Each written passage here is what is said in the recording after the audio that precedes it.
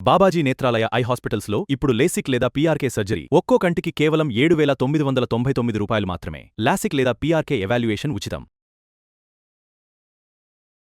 నమస్తే అమ్మా. నమస్తే అమ్మా. లక్ష్మీదేవి స్థిరంగా ఉండాలి, జ్యేష్ఠాదేవి రాకూడదు. అందుకని ప్రత్యేక పూజా విధానం చేస్తూ ఉంటాం. ఎప్పుడూ చేయాలని చెప్తూ ఉంటారు మీరు. ముఖ్యంగా శ్రావణ మాసానికి సంబంధించి మాట్లాడుకుందాం. ఎప్పుడైనానమ్మా వెలుగు కావాలంటే చీకటిని నువ్వు పో పో అంటే పోతుందా? ఆ వెలుగొచ్చే పని మనం చేయాలి కదా. చీకటిని తిడుతూ కూర్చోవటం కన్నా చిరుదీపం వెలిగించటం మిన్నా అన్నాడు రవీంద్రనాథ్ ఠాగూర్. అంతే. దరిద్ర దేవత పోవాలి అంటే నువ్వు పో అంటే ఆవిడ పోదు. కోపం కూడా వస్తుంది. ఆవిడ కోపం వచ్చి మరీ పట్టుకుంటుందేమో చెప్పలేం. అందుకని ఆవిడ పొమ్మని చెప్పొద్దు. లక్ష్మీదేవి వచ్చే మార్గాలు చూద్దాం. అది ఓహో బాగుంది. ఈవిడ వస్తే ఆవిడ వెళ్ళదు. దీనికి ఒక చిన్న కథ చెప్తారమ్మా చమత్కారంగా. ఒకసారి ఎప్పుడో ఒక పండితుడి దగ్గరికి వీళ్ళిద్దరు పోటీ పడి వాదన చేసుకుని వచ్చారట. అక్క చెల్లెళ్ళిద్దరు. మా ఇద్దరిలో ఎవరు అందంగా ఉంటారు చెప్పమని. లక్ష్మీదేవి అందంగా ఉందంటే జ్యేష్ఠాదేవికి వచ్చిందంటే పట్టుకుని పీడిస్తుంది. జ్యేష్ఠాదేవి అందంగా ఉంటుందంటే లక్ష్మీదేవి అలిగి వెళ్ళిపోతే రెండూ నష్టమే. ఏది చెప్పినా. ఎవరు పెద్దని అంటారమ్మా శాస్త్రం ప్రకారం? జ్యేష్ఠాదేవి పెద్దది, దరిద్ర దేవత పెద్దది. అందుకే పెద్దమ్మ అంటూ ఉంటాం. అంటే ఆయన ఆలోచించట ఒక్క నిమిషం, పండితుడు కదా, ఒక్క నిమిషం ఆలోచిస్తాను ఉండండి అని. ఇద్దరు ఒక్కసారి అలా వెళ్ళి ఇలా రెండన్నట్ట. ఇద్దరు బయటికి వెళ్ళారు, లోపలికి వచ్చారు. అమ్మా నువ్వు వెడుతుంటే ఎంత అందంగా ఉన్నావు అన్నట్ట జ్యేష్ఠాదేవితో. ఆవిడ అలా వెడుతూనే ఉంది. లక్ష్మీదేవితో అమ్మా నువ్వు వస్తుంటే ఎంత అందంగా ఉన్నావు అన్నట్ట. ఈవిడ వస్తూనే ఉంది. బాగుంది. అది అట్లా అట్లా సంపద కావాలి అంటే దానికి తగిన ఏర్పాటు చేయాలి. కానీ దరిద్రం పోవాలంటే ఎట్లా పోతుందమ్మా? చీకటి పో పో అని ఎంతన్నా పోదు. దీపం వెలిగించడం చేయాలి. లక్ష్మీదేవి వచ్చి కూర్చుని ఏర్పాటు చేయాలి. ఎవరైనా వచ్చి కూర్చోవాలంటే ఏం చేయాలమ్మా? వాళ్ళు కూర్చోవడానికి తగిన వాతావరణం కల్పించాలి. అంతే కదా. కరెక్ట్ అమ్మా. మీరు రమ్మని మిమ్మల్ని పిలిచి నేను నా ఇంట్లో సామాను పెట్టి కుర్చీ నిండా సోఫాల నిండా సామాన్లు పెట్టేసి కూర్చోండి అంటే ఎక్కడ కూర్చుంటారు? నిలబడి మళ్ళీ వస్తానమ్మా అని వెళ్ళిపోతారు మర్యాదస్తులు అయితే. అమర్యాదగా ఉన్న వాళ్ళతో ఎక్కడ కూర్చోమంటావు అని చెప్పేసి పోతారు. కానీ మర్యాద మళ్ళీ వస్తానమ్మా పని ఉంది అని చెప్పి వెళ్ళిపోతారు.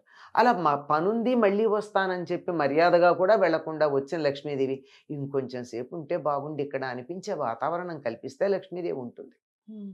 అది కల్పించవలసినటువంటి బాధ్యత లక్ష్మి రావాలి అంటే. ఆవిడ తాను ఉంటానని చెప్పినటువంటి ప్రదేశాలు ఏవైతే ఉన్నాయో వాటిని ఒక్కసారి గుర్తు చేసుకుని తదనుగుణంగా మన ఇంటిని ఉంచుకోగలిగితే లక్ష్మీదేవి స్థిరంగా ఉంటుంది. ఆవిడకున్న నామాల్లోనే మొట్టమొదట చెంచలాయే నమః. ఆవిడ అథాంగ పూజ చేసేటప్పుడు మొట్టమొదటి అథ అంటే ఇక అనమాట. అవయవాలన్నిటినీ పూజ చేసేటప్పుడు చెంచలాయే నమః పాదవ పూజామి, చపలాయే నమః జానని పూజయామి. ఆవిడ నామాలే చెంచల చపల. అంతే. అలా ఉంటేనే దానికి విలువ. కదలకుండా ఉంటే డబ్బు కూడా కంపు కొడుతుంది. అవునమ్మా, మురిగిపోతుంది. అంచేత ఆవిడ కదులుతూ ఉండాలి. అందుకే ఇంగ్లీష్లో కరెంట్ అన్నారు, కరెన్సీ అన్నారు డబ్బుని కదా. కరెంట్ అంటే ప్రవాహం. అది ప్రవహించినంత కాలం అది బాగుంది. తీసుకెళ్ళి దాచిపెట్టామంటే స్విస్ బ్యాంక్ లో గోవింద. అంతే కదా.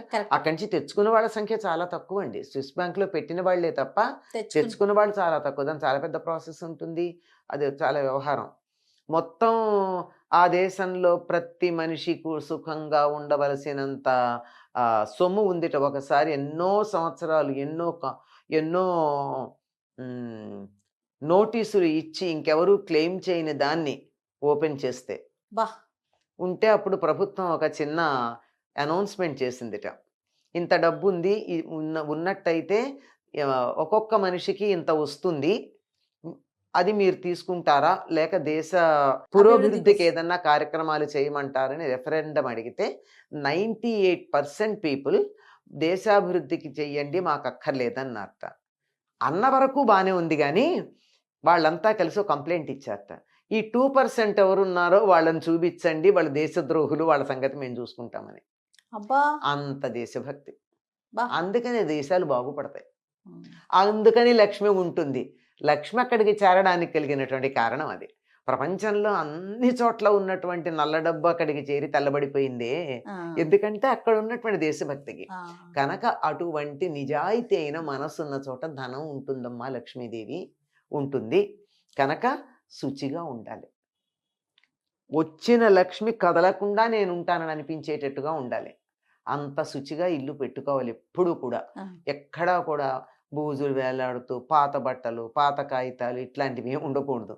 చక్కగా అమ్మ ఆహా అనిపించేట్టు ఉండాలి. అంత శుచిగా ఉండాలి. ఇది బాహ్యమైనటువంటి శౌచం. దాంతో పాటుగా ఎలా అంతా ఉండాలి, సౌందర్యం. ఇది కూడా ఉండాలి. మనుషులు కూడా ఇల్లు బాగా పెడతారండి కొంతమంది మనుషుల్ని చూస్తే, అయ్య బాబోయ్ అంటారు. అవునమ్మా. అట్లా కాకుండా శుచిగా ఉండాలి. ఉమ్, ధనవంతమైనటువంటి ఖరీదైనటువంటి బట్టలు కట్టుకోమని కాదు, ఉమ్, ఉతికినటువంటి బట్టలు, శుచిగా ఉన్న బట్టలు అలా ఉండాలి. నీట్గా ఉండాలి. అంతేకాదు మనసు బాగుండాలి. మనసు బాగుందనడానికి సంకేతం మాట. మాట చక్కగా ఉండాలి. దెబ్బలాడుకోకూడదు. ఏ ఇంట్లో అయితే నిరంతరం దెబ్బలాడుకుంటూ ఉంటారో అక్కడ పొరపాటును కూడా అడుగు పెట్టను అని చెప్పింది లక్ష్మీదేవి. ప్రధాన నియమం అమ్మా. ఉమ్. ఆ, ఇవన్నీ కావాలి. శుచిగా ఉండాలి. తర్వాత చెడు మాటలు ఉండకూడదు. ఆవిడకి నచ్చవు. ఉహుం, అలా చెడు మాటలు ఉండకూడదు.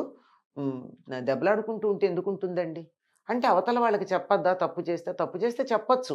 చెడ్డగా చెప్పాలా? ఆ, అమ్మా నువ్వు చేసింది బాగుండలేదని చెప్పొచ్చు. లేదు పిల్లలు వినంటే ఒరేయ్ నువ్వు చేసింది బాగుండలేదురా అని గట్టిగా చెప్పొచ్చు. చెప్పొచ్చు. అంతేగాని దానికి వేరే భాష వాడక్కర్లేదుగా. ఉమ్, అవును. భాషకి మనం మాట్లాడిన ప్రతి ఆ అక్షరం వెనకాల కూడా ధ్వని ఉంటే ఆ ధ్వని వల్ల కలిగేటటువంటి వాతావరణంలో మార్పులు ఉన్నాయి కదా. అవును. చెడ్డ మాటలకు ఆ మార్పులు వస్తాయి కదా. అవి అవును. చేయకూడదు. ఉమ్, అలాగే వస్తువుని వృధా చేసిన చోట కూడా లక్ష్మీదేవి ఉండనంది. ఓకే. లక్ష్మి అంటే మనం క్యాష్ అనుకుంటాం, ఉమ్, మాత్రమే కాదమ్మా. ప్రతి వస్తువు లక్ష్మి. నీళ్ల చుక్క లక్ష్మి. నీళ్లు వృధా చేస్తే లక్ష్మి ఉండదని పూర్వకాలం చెప్పేవాళ్ళు. అవును. అన్నం పారేసిన చోట లక్ష్మి ఉండదు. ఉమ్, వస్తువులు దుర్వినియోగం చేసిన చోట లక్ష్మి ఉండదు. ఉమ్, మీరు చూడండి మార్వాడీల దగ్గర అంత డబ్బు ఎందుకు ఉంటుంది అంటే వాళ్ళు పలక దగ్గర పెట్టుకుని లెక్కలేస్తారు. ఉమ్, చెరిపేయచ్చు, మళ్ళీ వాడచ్చు. ఆ, అలాగే మనలాగా కాగితాల మీద వేసి కాగితాలు చింపి పారేయరు. పైగా ఏమన్నా రఫ్ రాయాలన్నా, ఒక నోట్ రాయాలన్నా ఒకవైపు ఖాళీ ఉన్నటువంటి కాగితాలు వాడతారు తప్ప ప్యూర్ వైట్ పేపర్స్ వాడరు. అవును. చాలా జాగ్రత్తగా ఉంటారు. మరి ఏంటి వాళ్ళకేం లేక? వస్తువుని గౌరవించటం తెలుసు వాళ్ళకి. అది ఎక్కడైతే వస్తువుని గౌరవిస్తారో లక్ష్మి అక్కడ ఉంటుంది. అద్భుతం. ఉమ్, చాలా జాగ్రత్తగా ఉండాలి. దేన్ని వృధా చేయ, optimum use of the material, అక్కడ లక్ష్మి ఉంటుంది. ఉమ్, అంటే నా దగ్గర లేక కాదు, దరిద్రం కాదు, కక్కుర్తి కాదు, జాగ్రత్త. జాగ్రత్త, గౌరవం. ఆ, నేను అదే గౌరవం. అంటే అన్నం పడేస్తే నువ్వు ఒక్క మెతుకు తయారు చెయ్యి, నీకు పడేసే అధికారం ఉంది. అసలు నువ్వు కృతజ్ఞతతో తినాలి కదా. ఎవరో కష్టపడితే నువ్వు వాళ్ళ శ్రమని తింటున్నప్పుడు దాన్ని వృధా చేయకు. నీకు ఉపయోగం కోసం ఇచ్చారు వాళ్ళు, తిను, వృధా అంతే. చేయకు. ఉమ్, అన్నం మెతికే కాదు, ఏ వస్తువు అయినా అంత నువ్వు తయారు చేయలేవు. తయారు చేయలేని దాన్ని పాడు చేసే అధికారం నీకు ఎక్కడుంది? ఏ మాత్రం లేదు. It is a grace. జనరస్గా నేను వాడుకోమని ఇచ్చారు, అంతే. వాడుకో, చక్కగా వాడుకో. ఉమ్, ఎక్కడైతే ఇవి పాటిస్తారో ఆ ఇంట్లో లక్ష్మీదేవి ఉంటుందమ్మా. లక్ష్మి అంటే క్యాష్ మాత్రమే కాదు, సంతోషం, ఆనందం, సుఖం, శాంతి, హాయి ఇవన్నీ ఉంటాయి. ఇవన్నీ కావాలన్నప్పుడు ఈ నియమాలు పాటించాలి. ఇల్లు శుచిగా పెట్టుకోండి, ఉమ్, ఒళ్ళు శుచిగా పెట్టుకోండి, మనసు మనస్సు. నీట్గా పెట్టుకోండి, వాక్కుని చక్కగా వాడుకోండి, వస్తువులను సద్వినియోగం చేయండి. ఖచ్చితంగా లక్ష్మీదేవి ఉంటుంది అక్కడ. లక్ష్మీ ఉంటుంది. చాలా సంతోషం అమ్మా. నమస్తే.